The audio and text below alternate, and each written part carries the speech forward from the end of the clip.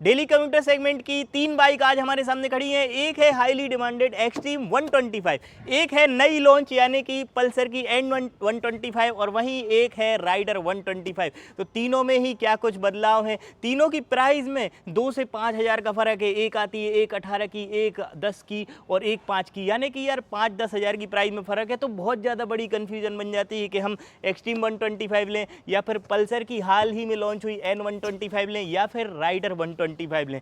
तो सबसे पहले तो बात होती है कंफर्टेबल की, राइडिंग के पोस्चर की। तो जब राइडिंग के पोस्चर की बात होती है तो देखो राइडर की बात होती है। तो राइडर में जो राइडिंग का पोस्चर है वो आपको एकदम काफ़ी ज़्यादा आरामदायक बनेगा, कंफर्टेबल वाली राइडिंग होगी। और जब आप राइडर को चलाएंगे तो एक लॉन्ग टूर पर आपके लिए बेस्ट हो सकती है, सिटी के लिए बेस्ट हो सकती है, क्योंकि जो इसकी सीट हाइट है वो होने वाली है 780 mm की। यानी कि अगर आपकी हाइट 5.6 भी है या 5.54 भी है तब भी आप इसे आसानी से राइड कर पाएंगे। वहीं जब बात करते हैं हम पल्सर की, तो पल्सर की एन सीरीज जो नई आई है एन 125, इसमें होने वाली है 794 mm की सीट हाइट, यानी कि कहीं ना कहीं थोड़ी सी सीट हाइट अपर होने वाली है। देखो मेरी हाइट 5.8 है, ऐसे में आप समझ पा रहे होंगे कि अगर आपकी हाइट 5.6 है तभी आप इसे आसानी से ड्राइव कर पाएंगे, आसानी से चला पाएंगे। प्राइस के अलावा इसमें सीट हाइट के अलावा और भी काफ़ी सारी डिफरेंस होने वाले हैं फीचर्स वगैरह में, वो हम आपको आगे बताएंगे। यहाँ पर जब हम एक्सट्रीम की सीट हाइट की बात करते हैं तो एक्सट्रीम में भी 794 mm की सीट हाइट होने वाली है, यानी कि एक्सट्रीम में और पल्सर में सीट हाइट सेम होने वाली है, लेकिन थोड़ी सी राइडर ज़्यादा कंफर्टेबल होने वाली है। तीनों के ही वेट रेशियो की बात करते हैं तो यहाँ पर होने वाला है 136 kg का कर्ब वेट, यहाँ पर गाड़ी में दिया है 126 kg का कर्ब वेट और यहाँ पर भी होने वाला है 125 से 126 kg के करीब का कर्ब वेट होने वाला है। तो तीनों में ही जब हम वेट रेशियो की बात करते हैं तो कहीं ना कहीं राइडर और पल्सर थोड़ी ज़्यादा हल्की हो जाती है, इसीलिए थोड़ा सा माइलेज मच बेटर हो जाता है जब हम एक्सट्रीम से कंपेयर करते हैं। एक्सट्रीम के जब हम माइलेज की बात करते हैं तो एक्सट्रीम लगभग आपको दे देगी 50 से 55 के MPL का माइलेज दे देगी, 55 से ऊपर भी जा सकता है। लेकिन वहीं पल्सर एन 125 का माइलेज थोड़ा सा 5 के MPL का फ़र्क आ जाएगा, राइडर में भी फ़र्क आ जाएगा, यानी कि लगभग माइलेज सेम है। लेकिन आइए एक डिफरेंस आपको दिखाते हैं फ्रंट से। जब आप फ्रंट का लुक देखेंगे तो देखो, जब आप राइडर का लुक देखते हैं तो राइडर में देखो आप जब जैसे ही चाबी ऑन करेंगे तो यहाँ पर आपकी जो DRLs हैं वो लाइट्स ऑन हो जाएंगी और देखने पर इतना जो लुक है वो देखने पर काफ़ी बढ़िया लगता है। यहाँ पर टेलीस्कोपिक में सस्पेंशंस होने वाले हैं। यहाँ पर मडगार्ड देखेंगे तो ब्लैक कलर का मडगार्ड है, डिस्क भी होने वाला है 80, 100 और 17 इंची का टायर ब्लैक कलर के एलॉय व्हील्स के साथ आती है। खास चीज़ ये है, देखो ये चाबी ऑन करने पर DRLs ऑन हो जाएगी, काफ़ी बढ़िया लगती है। वहीं जब हम एन 125 की बात करते हैं तो देखो किसी प्रकार की ना तो कोई DRL है और ना ही कोई DRL ऑन होगी, लेकिन इसका लुक मच बेटर है परफॉर्मेंस के साथ साथ। यहाँ पर देखो जो लुक है इसका वो कहीं ना कहीं ज़्यादा स्पोर्ट्सी लुक है। यहाँ पर रेड कलर के ग्राफिक्स हैं, ब्लैक कलर के यहाँ पर कवर अप में सस्पेंशंस हैं, तो कहीं ना कहीं ये थोड़ी सी हैवी लगती है क्योंकि सस्पेंशंस कवर होने वाले। हालांकि हैं इसमें टेलीस्कोपिक ही 37 mm के, लेकिन ये कवर अप में होने वाले। ब्लैक कलर का एलॉय व्हील है और साथ में टायर साइज़ की बात जब हम करते हैं तो यहाँ पर आपको मिलता है 90-90 और आपको यहाँ पर मिलता है 80, 100 और 17 इंची का, यानी कि थोड़ा सा टायर चौड़ा होने वाला है। डिस्क प्लेट आप देख सकते हैं दोनों के ही सेम होने वाली है, यहाँ पर 280 mm के करीब। अब एक्सट्रीम पर हम जब आते हैं तो देखो एक्सट्रीम की स्टाइलिश थोड़ी सी ज़्यादा हैवी होती है और यहाँ पर देखो आपको DRLs देखने के लिए मिलते हैं। तो इसमें भी DRLs हैं और आपको राइडर में भी DRLs देखने के लिए मिलेंगे। लेकिन एक्सट्रीम में एक चीज़ और ज़्यादा बढ़ जाती है, देखो लाइन बाय लाइन एक एक चीज़ बढ़ती जा रही है। वहाँ पर DRL थी, यहाँ पर DRL नहीं है, लेकिन यहाँ पर एक चीज़ बढ़ गई। तो जब आप इसका हेडलाइट देखेंगे तो यहाँ पर देखो आपको मिलती है प्रोजेक्टर में लाइट्स। देखो 2 प्रोजेक्टर में लाइट्स देखने के लिए मिलेंगी।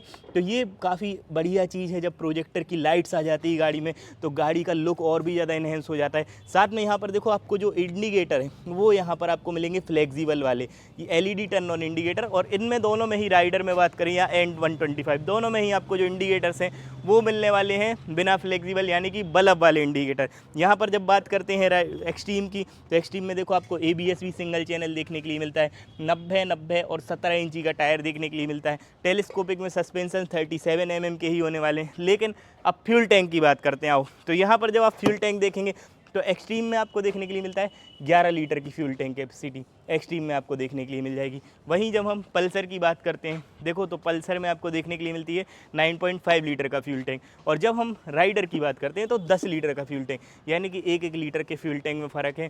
तो फ़र्क तो ये हो गया फ्यूल टैंक का। अच्छा, एक और मेजर फ़र्क है, आइए दिखाते हैं किस में क्या क्या ज़्यादा होने वाला है। तो यहाँ से फीचर्स और मीटर के फंक्शंस वगैरह देख लेते हैं। तो जब आप यहाँ पर देखेंगे तो राइडर की देखो जब आप हैंडलिंग देखेंगे तो पहले तो हैंडलिंग और कंट्रोलिंग बढ़िया है, उसके साथ ही यहाँ पर जब आप मीटर ऑन करेंगे तो मीटर जब ऑन ऑन होगा तो यहाँ पर देखो फुल्ली कलरफुल देखने के लिए मिलेगा। और जो खास चीज़ है इसमें आपको गियर शिफ्ट इंडिकेटर 12,000 RPM तक, और साथ में यहाँ पर देखो चार्जिंग का सॉकेट है, तो आप अपना मोबाइल भी चार्ज कर पाएंगे। हैंडलिंग कंट्रोलिंग बढ़िया है। साथ में जब आप लीवर्स देखेंगे तो लीवर्स यहाँ पर एल्यूमिनियम के हैं, यानी कि बिल्ट क्वालिटी एक नेक्स्ट लेवल की मिलती है राइडर में। अब बात करते हैं हम पल्सर की N125 की। तो N125 में देखो यहाँ पर क्या है कि कंट्रोलिंग तो बढ़िया है, लेकिन इसमें मीटर में कलरफुल नहीं है पहली चीज़। तो यहाँ पर देखो आपको गियर शिफ्ट इंडिकेटर जैसा किसी प्रकार का बटन आपको देखने के लिए इसमें नहीं मिलेगा। ब्लूटूथ की हालांकि कनेक्टिविटी है, तो मोबाइल वगैरह आप इससे कनेक्ट कर पाएंगे। यहाँ पर देखो मोड्स के बटन से आप इसको चेंज कर पाएंगे। यहाँ पर ये वाला जो बटन है इसकी मदद से आप इसकी जो मीटर है उसको आप एडजस्ट कर पाएंगे, ब्लूटूथ वगैरह सारी चीज़ें। और यहाँ पर देखो आपको इंजन का किल स्विच देखने के लिए मिल जाएगा। यहाँ पर जो है ऑटोमेटिक स्टार्ट, ये वाला फंक्शन इसमें ज़्यादा एड ऑन हो जाता है। साथ में यहाँ पर देखो ABS नहीं है, लेकिन यहाँ पर है कॉम्बो ब्रेकिंग का सिस्टम। तो यहाँ पर जब आप ये दबाएंगे नीचे का कैलीपर तो ये आपका ऑटोमेटिक वर्क करेगा, यानी कि इसमें होने वाला है कॉम्बो ब्रेकिंग सिस्टम। और यहाँ पर भी USB चार्जिंग का सॉकेट देखने के लिए मिल जाएगा, तो आप अपना मोबाइल चार्ज कर पाएंगे। लेकिन जब कंट्रोलिंग की बात होती है तो कहीं ना कहीं हमारे हिसाब से आपके लिए N125 कंट्रोलिंग के मामले में बेस्ट हो सकती है। लेकिन जब हम जाते हैं एक्सट्रीम 125 पे, तो एक्सट्रीम 125 में एक फीचर और बढ़ जाता है, यानी कि कुछ ना कुछ एक फीचर बढ़ता जा रहा है। तो क्या वो एक फीचर है, वो होने वाला है हैज़ार्ड लाइट का स्विच। हैज़ार्ड लाइट ना तो आपको पल्सर की N125 में देखने के लिए मिलती है, ना ही आपको मिलती है राइडर में। यहाँ पर आपको हैज़ार्ड लाइट का स्विच मिल गया है, देखो। तो ये एक प्रीमियम बाइक वाला फीचर है। साथ में यहाँ पर भी आप मोबाइल चार्ज कर सकते हैं। नीचे में यहाँ छोटा सा सॉकेट है, दिखाने की कोशिश करते हैं, तो नीचे में छुपा हुआ लगा है सॉकेट, तो इससे आप मोबाइल चार्ज कर सकते हैं। इंजन का किल स्विच तीनों ही गाड़ियों में देखने के लिए आपको मिल जाएगा। आइए एक बार एक एक करके तीनों गाड़ियों के साउंड हम सुनवा देते हैं आपको। पहले एक्सट्रीम का साउंड सुनवा देते हैं।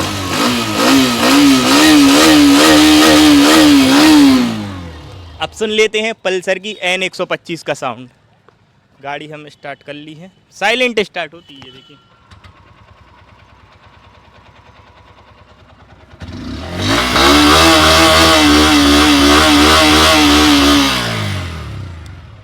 अब सुन लेते हैं हम राइडर का साउंड।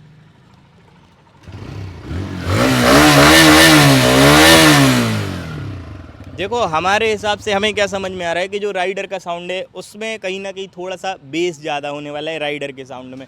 अब देखो आइए एक बार एक्सेसरीज़ पर बात कर लेते हैं कि एक्सेसरीज़ कहाँ पर एक्सेसरीज़ में क्या कुछ बदलाव होने वाला है।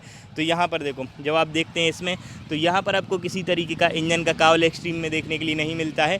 और जब हम पल्सर में देखते हैं तो बजाज की पल्सर N125 में भी इंजन कावल नहीं है, लेकिन आप राइडर में देखते हैं तो आपको इंजन का कावल यहाँ पर देखने के लिए क्लियर विजिबल होने वाला है। अब आइए तीनों ही गाड़ियों के पावर की बात करते हैं और इंजन परफॉर्मेंस की बात करते हैं। तो यहाँ पर जब आप इंजन देखेंगे तो देखो इसमें आपको एक्सट्रीम में मिलता है 125 सीसी का इंजन देखने के लिए मिलेगा। यहाँ पर इतना जो लुक है वो देखने पर काफ़ी बढ़िया है। 11.5 bhp की पावर, 11 Nm का टॉर्क, किक भी देखने के लिए मिल जाएगी। स्प्रिंट EBT की बैचिंग होने वाली है यहाँ पर। और साथ में सीट स्प्लिट में होने वाली है, कंफर्टेबल सीट होने वाली है। यहाँ पर स्प्लिट में आपको ग्रैब रेल्स देखने के लिए मिलेंगे।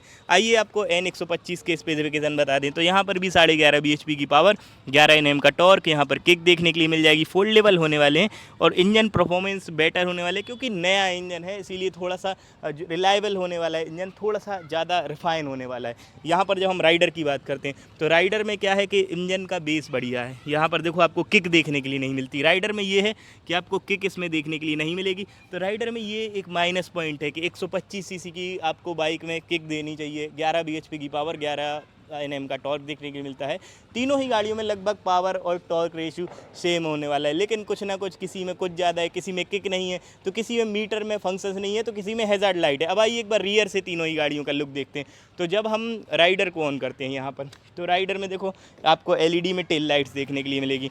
साथ में राइडर में एक और जो अच्छी चीज़ है, यहाँ पर देखो सिंगल में ग्रैब रेल्स हैं। साथ में राइडर में एक और जो अच्छी चीज़ है वो होने वाली है, यहाँ पर जब आप इसकी सीट खोलेंगे तो देखो राइडर में आपको थोड़ा सा स्पेस देखने के लिए मिल जाएगा, तो आप यहाँ पर अपना काफ़ी सारा सामान रख सकते हैं। साथ में जब आप पल्सर को देखेंगे तो बजाज की पल्सर में पीछे की जो टेल लाइट है वो आपकी ऑन नहीं होगी, क्योंकि इसके लिए आपको गाड़ी को करना पड़ेगा भैया स्टार्ट। तो गाड़ी को जब स्टार्ट करेंगे आप, तभी आपकी जो टेल लाइट है वो कुछ इस तरीके से ऑन होगी, वर्क करेगी। तो ये मतलब लाइट अगर पहले ऑन होती तो ज़्यादा बेटर था। यहाँ पर जब आप एक्सट्रीम को ऑन करेंगे तो एक्सट्रीम में भी देखो स्प्लिट में टेल लाइट है और ये ऑन हो जाएगी। साथ में यहाँ पर खास चीज़ ये है, फ्लेक्सिबल में इंडिकेटर हैं LED में। पीछे के टायर की बात करें तो पीछे का टायर एक्सट्रीम में मिलने वाला है आपको 110, 70 और यहाँ पर आपको मिलता है एक 17 इंच, 120, 80 और 17 इंची का टायर देखने के लिए मिलेगा। साथ में यहाँ पर आपको एग्जॉस्ट भी देख सकते हैं, आपको जिस तरीके से देखने के लिए मिलेगा। यहाँ पर टायर की बात करते हैं तो यहाँ पर आपको मिलता है भैया 110, 80 और 17 इंची का टायर। सिंगल मोनोशॉक सस्पेंशन होने वाले हैं। साथ में यहाँ पर देखो आपको लुक्स रियर का कुछ इस तरीके से होने वाला है, टायर अगर जैसा ऑप्शन देखने के लिए मिल जाएगा, लेकिन अंडरवेली एग्जॉस्ट में आने वाली है। अब आइए ये देखते हैं राइडर। तो राइडर का जो एग्जॉस्ट है वो कहीं ना कहीं थोड़ा सा बड़ा एग्जॉस्ट देखने के लिए मिलेगा। एक बार टायर का साइज़ दिखा देते हैं आपको। तो यहाँ पर जो टायर है इसका होने वाला है 190, 17, यानी कि दोनों ही गाड़ियों से इसका टायर पीछे का छोटा होने वाला है, लेकिन इसमें एग्जॉस्ट बढ़ा दिया है। तो ये चीज़ है साथियों, यानी कि किसी में कुछ कम ज़्यादा है, किसी में कुछ कम है, किसी में कुछ ज़्यादा है, तीनों में ही कुछ ना कुछ कम ज़्यादा है। अब ये तो भैया आपकी चॉइस पर डिपेंड करता है कि आपको हीरो की बाइक पसंद है, आपको बजाज की बाइक पसंद है, या फिर आपको कंफर्टेबल चाहिए तो आपको टीवीएस की बाइक पसंद है। ये आप पर डिपेंड करता है मित्रों। कमेंट में बताइए कि आपको कौन सी बाइक पसंद है मित्रों, राइडर या फिर N125, या फिर आपको पसंद है एक्सट्रीम 125R। कमेंट में बताना बिल्कुल भी मत भूलना यार। आज के लिए इतना ही। वीडियो को लाइक कीजिए, चैनल को सब्सक्राइब कीजिए। बहुत बहुत धन्यवाद।